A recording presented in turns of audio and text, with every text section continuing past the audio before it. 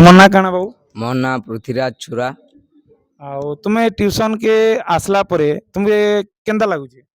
मुई इने सबू सब्जेक्ट पढ़ा हेसी जेंदा कि English MIL Odia political science सबूर पढ़ा हेसी आउ सबू सब्जेक्ट लाई सेपरेट टीचर माने अछन आ इने भल लेखा पढ़ा हेसी। तुमके लागुची कि जे तुमे भल रिजल्ट करबो बोली करी। लागुचे सार इने एंता पढ़ा होउची टिके मेहनत कले भल रिजल्ट लेखा हेबा। देखुन खाली मुई नहीं कहबार आउ भी आमे छुआ मान के पचरामा जेंता कि देखुन।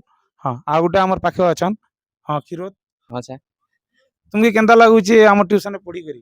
ट्यूशन भल लागे सर तुमके लागुची कि भल रिजल्ट करी पारबो बोली हम करी। भल रिजल्ट हेबा कहीं के बोले जेते भी टीचर माने इन अछन सब एक्सपीरियंस वाले अछन आर से माने ताकर बेस्ट देगुरी गोटे स्टूडेंट के तार माने पढ़ासन। पढ़ौचन भल हाँ आ गुटे जिनिस पचरामी मुई जे हमर हेन मंथली एग्जाम होची कि नहीं। हाँ मंथली एग्जाम होचे और चैप्टर वाइज भी होचे और extra extra class class note दिया जाउची कि नहीं। हाँ नोट नोट माने भी चैप्टर वाइज प्रोवाइड करा होची। ठीक अच्छे आउ मन के आसला पर तुमके केंता लागुची। सार बहुत भल लाଗୁଛି।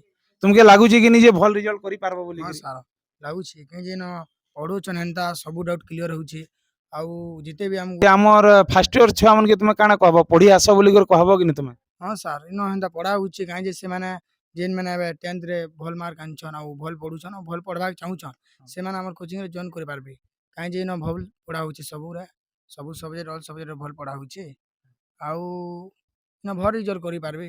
ठीक अच्छे देखुथिबे आपण माने जे आमे छुआ मानकर भी व्यू नेनु आर छुआ मानकर केतरा ओपिनियन नेनु आर आपण माने जानी थिबे आमर प्रत्येक बेंच रे किछि ना किछि बेटर अचीवमेंट हेसी आ आपण माने देखिछन सोशल मीडिया रे भी आ प्रत्येक कॉलेज रो छुआ आम ट्यूशन रे आसी करी पढुछन आ जेहेतु वीडियो करबार पछे गुटे न लक्ष्य जेहेतु काण होची कि एबे वर्तमान छुआ माने जानि नहीं पारबार जे केने केन प्रकार पढ़ा होचे तो मुई कहमी 1 मंथ रो जेन डेमो क्लास दिया जाउछे गुटे मास रो पूरा फ्री ऑफ कॉस्ट तो आसी तुम मैंने पढ़ी देख जदि भल नहीं लगवा तेरे अलग ट्यूशन देखबो या घरे पढ़बो एटा तुमर ऊपर निर्भर कला।